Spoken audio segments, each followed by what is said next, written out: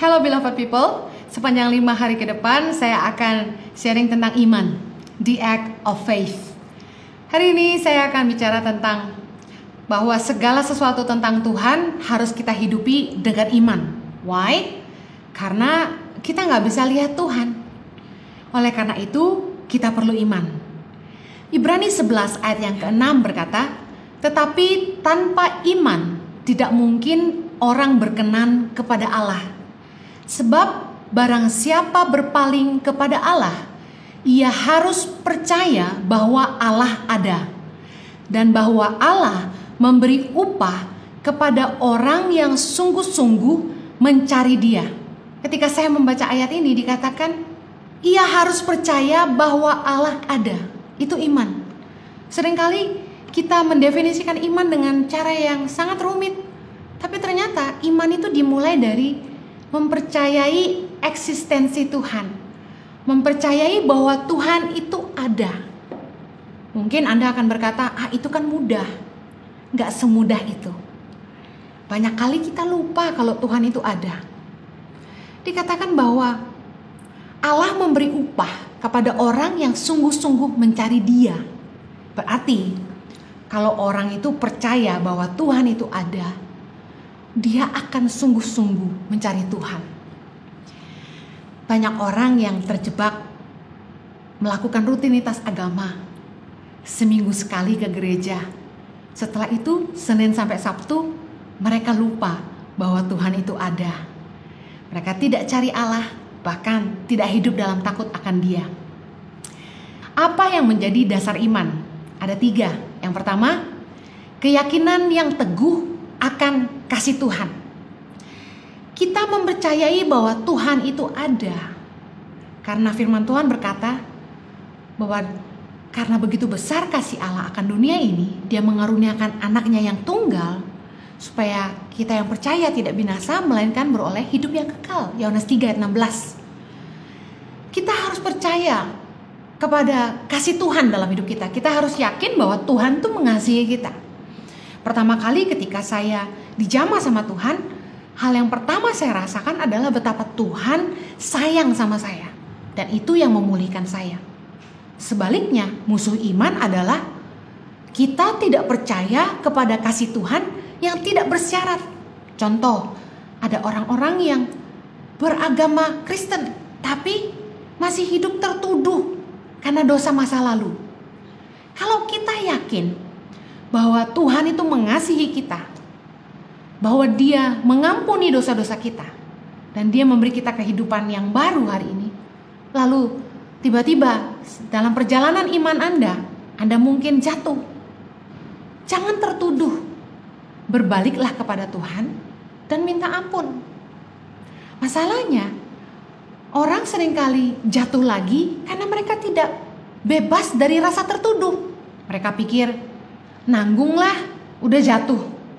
Dan ada orang-orang yang berpikir, Tuhan itu ada gak sih sebenarnya? Lalu main-main dengan kasih karunia Allah. Bikin dosa terus, lalu minta ampun lagi. Bikin dosa lagi, lalu minta ampun lagi. Itu namanya gak ada pertobatan. Kalau orang sungguh-sungguh percaya Tuhan itu ada, bahwa Tuhan mengasihi dia, saya yakin orang pasti ingin berhenti berbuat dosa. Kalau Anda punya pacar yang sangat mengasihi Anda salah, dia terus tetap baik sama Anda.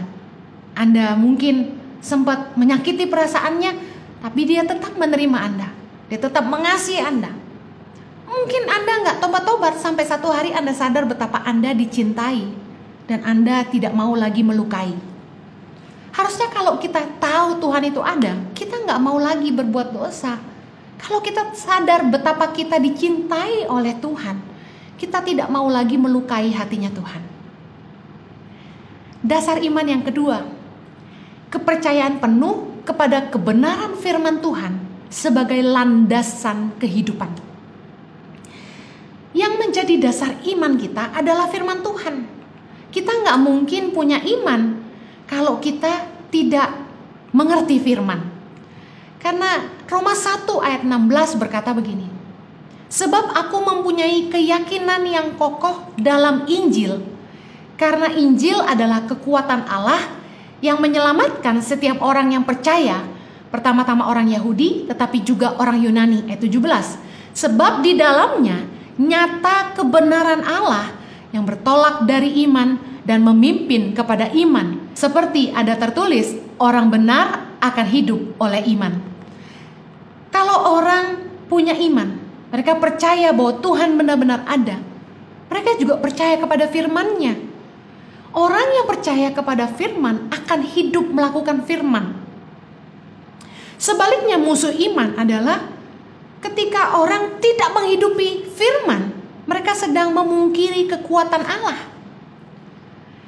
Banyak orang yang duduk dengar firman, tapi tidak melakukan. Mereka membuat iman mereka menjadi sia-sia. Karena ketika kita mempercayai sebuah kebenaran, kebenaran itu menjadi sebuah landasan atas semua perbuatan kita. Contoh, kalau Anda tahu minyak itu harus dicuci dengan air hangat dan sabun, Anda akan berusaha menyalakan air panas, mengambil sabun untuk menghilangkan minyak. Karena itu kepercayaan Anda, sebuah kebenaran yang Anda percayai bahwa minyak hanya bisa hilang dengan sabun dan air panas. Tapi orang yang mendengar firman tapi tidak melakukan adalah begini. Dia tidak yakin air panas dan sabun bisa menghilangkan minyak, sehingga dia tidak lakukan. Banyak orang yang mengatakan mereka percaya firman tapi mereka tidak menghidupi. Saya yakin orang yang mempercayai firman, setiap perbuatannya dilandasi kebenaran firman. Dasar iman yang ketiga adalah mempercayai janji Tuhan akan kehidupan kekal. Kita semua berusaha menjaga hidup dalam kebenaran, menjauhi dosa, sungguh-sungguh mencari Tuhan, melayani Tuhan, menjaga hubungan dengan istri, mengurus anak-anak dengan baik, dan lain sebagainya. Kita menjaga hidup kita sungguh-sungguh. Untuk apa? Supaya kita beroleh bagian dalam kerajaan sorga. Dasar dari iman kita adalah pengharapan akan hidup kekal bersama dengan Bapa di sorga. Sebaliknya musuh iman adalah tidak yakin bahwa sorga ada, neraka ada. Saya pernah ditanya seperti itu. Dari mana ibu yakin bahwa sorga ada dan neraka itu ada?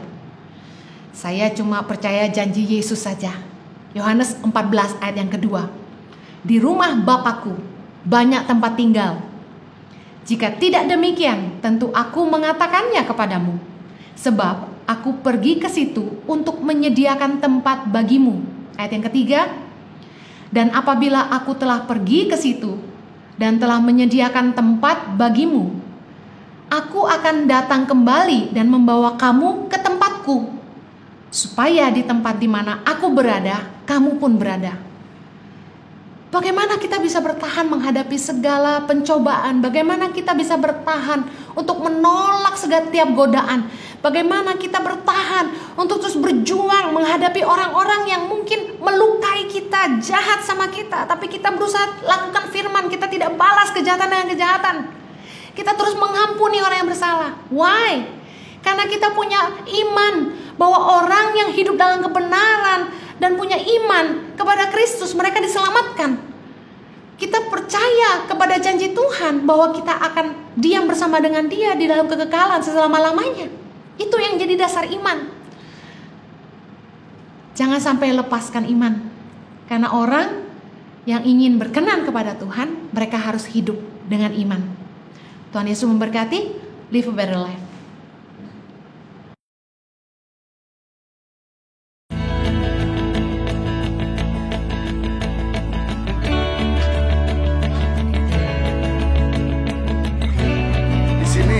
Selalu kami menemukan ada orang-orang yang begitu ramah.